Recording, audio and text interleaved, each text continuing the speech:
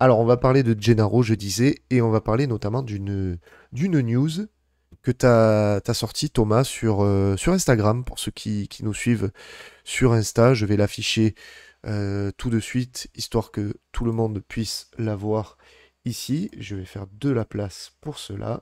Elle est ici, avec la photo de Paulo Fonseca, qui aurait été contacté par l'OM. Alors, je vais relire un petit peu les informations que l'on a délivrées. C'est les informations que tu as pu aller récupérer. Mehdi Benatia serait rentré en contact avec Paulo Fonseca pour devenir le prochain entraîneur de l'OM, alors que l'avenir de Gennaro est en suspens. Euh, pour le moment, on hésite entre le maintenir jusqu'à la fin de la saison ou, alors c'était sorti avant l'info, avant le match du Shakhtar, donc c'était le limoger en fonction du résultat contre le Shakhtar. Mais je pense que ça va quand même durer par rapport au match retour. Euh, il n'empêche que Mehdi Benatia travaille sur le prochain entraîneur de l'OM. Il a visé un entraîneur avec un style de jeu bien défini, capable de s'adapter rapidement à Marseille, si possible, qui connaissent la Ligue 1 également, et qui aurait déjà des demandes en termes de recrues et des profils de joueurs déjà potentiellement définis. Benatia ne veut pas d'un coach qui impose un nom, par contre, afin de pouvoir quand même avoir les mains libres sur le mercato estival. C'est intéressant, ça aussi comme information. Et Benatia viserait en priorité donc le coach de Lille, Paulo Fonseca. En cours de saison, ça paraît très compliqué, voire impossible. Par contre, c'est plutôt pour l'été 2024 qu'on y travaille. Alors, cette nouvelle, déjà, ben, ça vient jeter un petit peu le trouble sur la saison, parce que moi, je me dis déjà, la première question que je me pose, c'est, tu nous expliques que la question du maintien de Gattuso se pose notamment par rapport aux résultats que l'on va avoir sur le Shakhtar. Ça veut dire que si il y a possibilité qu'il soit limogé après le match retour du Shakhtar, par exemple, on fait comment jusqu'à la fin de la saison? Parce que Paolo Fonseca, on va pas le récupérer maintenant. Non, on va pas le récupérer maintenant. Ça, c'est sûr. C'est une quasi-certitude. Hein. C'est beaucoup trop compliqué de négocier ça avec Lille. Déjà que ça l'a été l'été dernier. Non, la seule solution, en fait, si avec Gattuso, ce n'est plus possible, c'est de repartir sur le retour de Pancholito. Ah, carrément. Ah oui, oui, ça serait une solution interne. Donc, peut-être un duo JPP à Bardonado. Pour finir la saison en roue libre, enfin, tu vois. Parce que à partir du moment où tu es éliminé en Europa League, bon, que vraiment les places en Coupe d'Europe sont trop loin, c'est là où Gattuso se fera dégager. Le scénario que j'avance, c'est vraiment là, tu perds à Brest. Si tu perds à Brest et que derrière tu te fais éliminer par le Shakhtar, tu joues quoi après, concrètement? Tu joues Ah, plus grand chose. tu joues plus rien. Tu joues plus grand chose. Ton effectif, le moral, il est à plat. Mhm.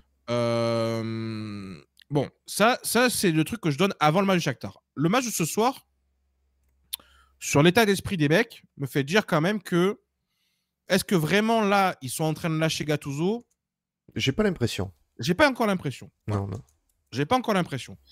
Je le dis d'ailleurs, hein, tous les scénarios sont possibles avec Gattuso. C'est-à-dire que ça peut très bien se terminer au soir du match retour contre le Shakhtar sans se faire éliminer, comme ça peut très bien se terminer en fin de saison, comme ça peut très bien se terminer Ouais. euh, à partir du moment où, comptablement, on pourra plus jouer les places en Coupe d'Europe en championnat. Voilà. Bon. Ou qu'il parte de lui-même, parce que voilà. Bon, ce qu'il faut se dire de toute manière, mais ça, c'est un truc que j'avais tweeté déjà le 30 novembre, je vais récupérer la date, c'est que du moment où Mehdi Benassia est arrivé au club, l'avenir de Gattuso est quasiment déjà scellé. C'est ça qu'il faut comprendre. C'est-à-dire que Benassia, Gattuso, c'est vraiment pas sa tasse de thé du tout. Voilà, il n'en veut pas. Pour tout te dire, il a même, lorsqu'il est arrivé au club, Benassia, il avait même proposé le nom déjà d'un coach, ça a été refusé parce que financièrement parlant, on ne pouvait pas se permettre de limoger Gattuso, tout simplement. Oh. Mais Benassia, à la base, voulait un coach. Alors, j'ai pas le nom du coach en soi, c'est pas Fonseca. Hein. Fonseca, c'est un dossier qui est intervenu après. Mais c'était un coach, on m'a parlé d'un coach italien, voilà, bon. Mais c'est pas aller plus loin. Mais en tout cas, Benassia, ce qu'il reproche à Gattuso, c'est avant tout son style de jeu. Son style de jeu. Pas lui donner tort sur ça. Hein. Son style de jeu, je veux dire, les retours qu'on a de plus en plus par rapport à Gattuso, c'est quand même un coach qui était voulu par personne, en tout cas par pas. Il n'y a pas un gros club qui était sur lui. Pas un gros club européen qui était sur lui et qu'on a récupéré alors que c'est Lyon qui devait le récupérer. C'est pour te dire quand même un petit peu le niveau du coach. Quoi. Voilà. Hein. C'est Gattuso, c'est vraiment pas grand-chose. Bon, il veut pas entendre parler Benassia. Donc, le truc qu'il y a, c'est que il réfléchit quand même. Il se dit, bon, est-ce que l'effectif actuel, le groupe, peut continuer à suivre Gattuso ou pas? Il est en train de peser le pour et le contre, se dire, concrètement, c'est quoi le mieux aujourd'hui de virer Gattuso et de prendre un Bernardo JPP? Bon, c'est pas non plus des garanties de fou hein, d'avoir les deux sur le banc. Hein. Peut-être qu'on verra un schéma tactique qui nous intéressera davantage. Parce que Gattuso, c'est vrai que là, la hype, elle est complètement redescendue. Ça y est, c'est terminé. Tout le monde lui reproche son style de jeu, etc. Bon, voilà. Donc, c'est sûr que par rapport à Gattuso, la question n'est plus de savoir s'il sera là l'année prochaine ou pas, c'est plus de savoir quand est-ce qu'il va partir. Ouais. Voilà. Bon, il y a toujours en suspens aussi son histoire d'option d'une année supplémentaire si on est dans les 4 premiers. Mais ça, j'essaie de me renseigner, c'est de savoir si c'est une option qui est activable que par Gattuso. Est-ce que c'est une option qui est activable que par le club ou est-ce que c'est une option qui est activable par les deux? C'est-à-dire que si le club ne veut pas l'activer l'option, on n'est pas obligé de se le garder. Tu vois ça, j'essaie encore de savoir parce que c'est pas très clair. C'est pas comme une option d'achat obligatoire. Voilà, on n'est pas sur le même cas de figure. On est plus sur le cas de figure d'Alex Sanchez qui avait une année en option dans son contrat qui n'a pas voulu activer. Hein, parce que j'ai vu passer encore Alex Sanchez. Pourquoi il n'est pas revenu chez nous? C'est la faute de machin, de Marcelino. Non, c'est Alex Sanchez qui a voulu retourner à l'Inter. Hein. Il faut se le dire une bonne fois pour toutes ça. Parenthèse fermée. Donc, l'idée de Benassia, parce que ce qu'il faut se dire, alors, Benassia, moi j'en parlerai plus tard de Benassia. Tu sais pourquoi je dis ça? Oui, tout à fait. On en parlera plus tard. Je suis en train de récupérer pas mal d'informations. Dites-vous simplement une chose, c'est qu'il n'est pas arrivé par hasard. Voilà. On parle quand même d'un agent qui est devenu d'un coup directeur sportif. Voilà, donc il y a quand même des trucs un petit peu voilà à alors côté que Longoria, depuis le tout début, il a toujours recruté des personnes qui avaient quand même une certaine expérience à ces postes. Exactement. Donc l'arrivée de Benassia implique d'autres choses, mais pour le moment on va pas en parler parce que j'ai pas assez d'éléments pour, mais voilà. Mais en tout cas, dites-vous une chose, c'est qu'aujourd'hui, s'il y a un patron à l'Olympique de Marseille, il s'appelle Mehdi Benassia. Voilà. C'est clair et net. Patron sportif, hein, je vous parle. Hein. Donc, Mehdi Benassia, c'est lui qui va décider du prochain coach de l'Olympique de Marseille. Il travaille dessus, voilà. Lui, ce qu'il veut, c'est donc...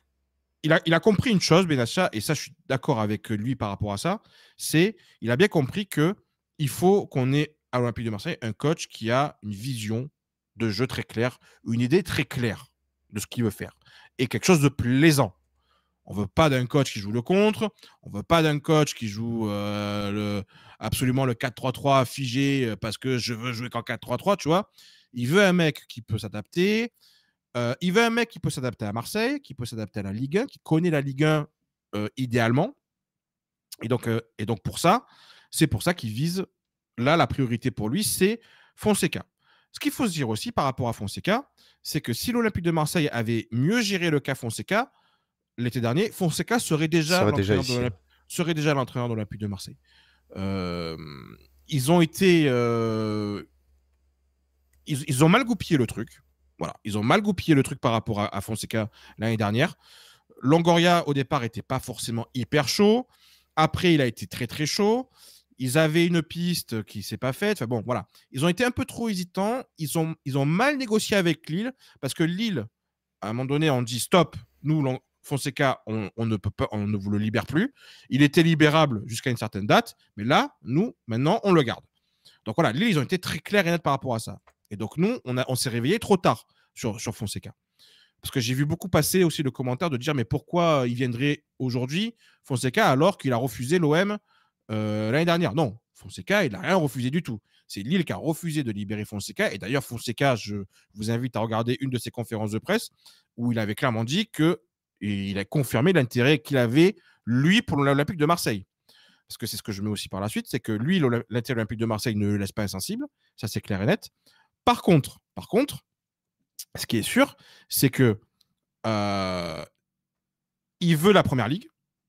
Lui, la première ligue, c'est quand même un peu son objectif. Mais il y a de la concurrence pour les postes en première ligue. Par exemple, Crystal Palace, qui était disponible, ils ont pris Olivier Glasner, qui est un entraîneur allemand. Ouais. Tu vois, mais nous, on n'a pas l'Europe, c'est ça le problème. On risque de ne pas avoir l'Europe à jouer. La problématique, c'est ça. Et ça va se jouer beaucoup par rapport à ça. Oui. C'est que si on a vraiment zéro Europe, c'est-à-dire que je te parle vraiment de zéro compétition européenne, ça sera compliqué d'aller le chercher. Parce qu'il aura des projets plus intéressants que nous. Si on arrive à récupérer... Alors, je ne te parle pas d'une conférence ligue, parce que ça, je pense que la conférence ligue, il n'en a strictement rien à faire. Mais par contre, si on arrive à récupérer une Europa League, une qualification d'Europa League, donc par exemple une 5e place, je pense que là, le projet peut un peu plus lui convenir, surtout s'il n'a pas les offres qu'il attend de Première Ligue. Ou d'ailleurs, alors il y a des gros clubs, j'ai vu passer des rumeurs comme quoi il y avait des gros clubs aussi sur lui. Il va avoir un jeu de chaise musicale de toute façon au niveau des entraîneurs l'été prochain, parce qu'il y a beaucoup de gros entraîneurs qui bougent. Alors, je vais vous citer, il y a Klopp qui va bouger de Liverpool, il y a Ravi qui va bouger du Barça, etc. Bon, ouais, mais bon. Ça ne concerne pas Fonseca en premier lieu, mais Fonseca pourrait remplacer le gars qui va aller au Bayern. Tu vois. Tout à fait. Il risque d'avoir pas mal de mouvements au niveau des coachs. Donc, en tout cas, l'idée première de l'Olympique de Marseille et de Mehdi Benatia, c'est Fonseca.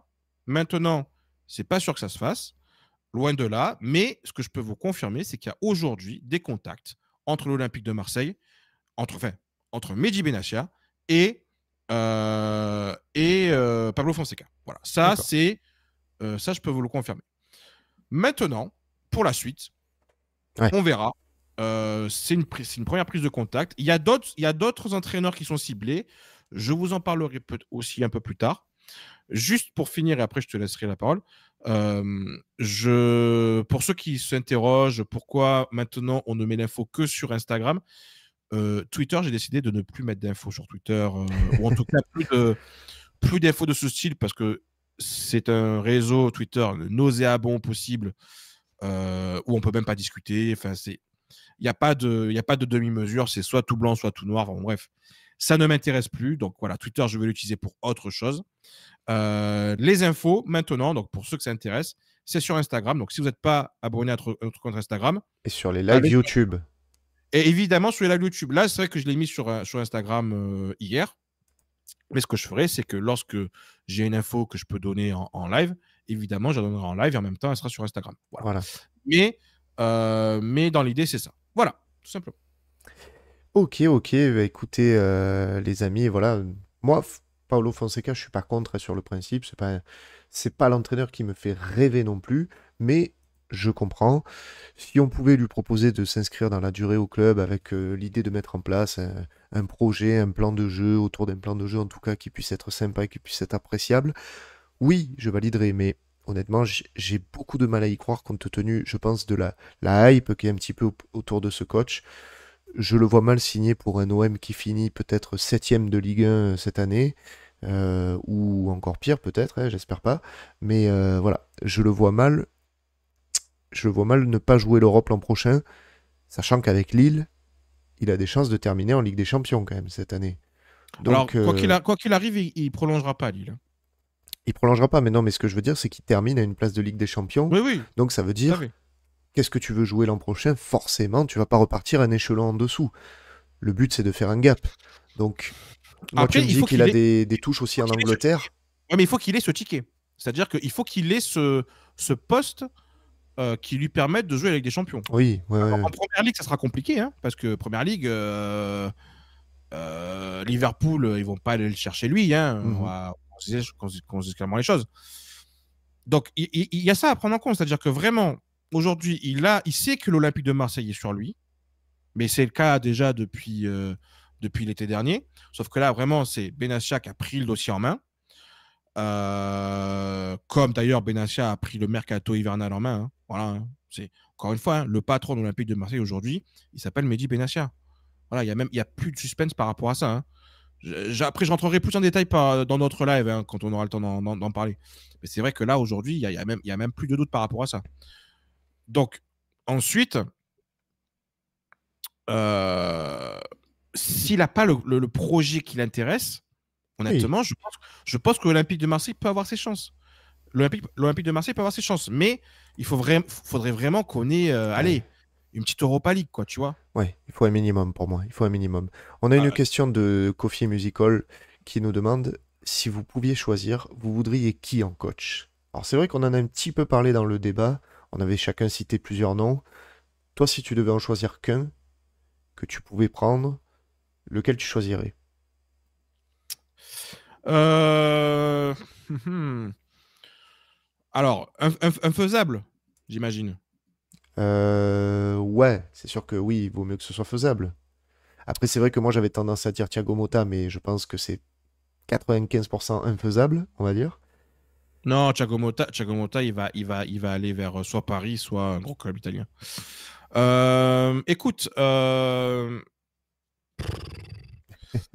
Je vois passer non, du c'est. Hez, je vois passer du Galtier. Toi, il y avait Eric Roy, je sais, Alors, qui te plaisait pas mal. Eric Roy, c'est même pas qu'il me plaisait, c'est que ça, c'était une info que j'avais eue, Ouais. mais bon, qui m'a pas été reconfirmée depuis, donc je vais pas la donner comme info. Mais c'est vrai qu'il y avait apparemment eu des petits contacts entre l'OM et Eric Roy, parce que le profil d'Eric Roy plaît apparemment à l'OM, dans le sens où il a une double casquette entraîneur et puis même d'une vision de directeur sportif, qui pourrait être utile l'année prochaine. Donc, à voir. Mais non, non, c'est compliqué. Moi, je te dirais un entraîneur possible. Euh... Un Gallard... petit Will Steele. Gallardo. Non, Will Steele. Oui, si, ça peut être intéressant. Will Surtout Steele, si tu finis septième ou huitième, un truc comme ça. Donc tu te ça dis, sera pas dérangeant. voilà, ça sera pas dérangeant Ça pour sera lui. pas dérangeant. Pour moi, c'est un coach qui a malgré tout des idées. Alors, même s'il est jeune, même s'il n'a pas beaucoup d'expérience, il a des idées de jeu. J'aime bien son management, j'aime bien sa manière de fonctionner. Je pense qu'on a besoin de toute façon d'un coach là qui va s'inscrire sur 2-3 ans. Et c'est ce qu'il faut pour Will Steele. C'est C'est-à-dire que ça. Will Steele, il a évidemment l'ambition d'entraîner en première ligue. C'est pas une info, ouais, c'est même Oui, il a connu. toujours dit, ouais. Mais je pense qu'il a besoin d'une étape entre Reims et la première ligue. Mhm. Voilà. Et cette étape, ça peut être l'Olympique de Marseille. Et je pense qu'on peut vraiment bénéficier d'un coach comme ça. Jeune, dynamique, qui est ouvert tactiquement, qui a une très bonne communication. Ouais, ça pourrait être intéressant. Voilà, j'aime beaucoup son profil. Après, bon, aujourd'hui, il n'y a pas d'intérêt autour de lui. Mais voilà, ça serait un petit peu, moi, le coach ouais, que tu peux avoir même si tu n'as pas de Coupe d'Europe. Parce que, on va pas se C'est ça mentir, aussi. le scénario où on n'a pas de Coupe d'Europe, il est de plus en plus important quand C'est même, clair. hein, malheureusement. Hein. Et ouais. Non, non, mais complètement.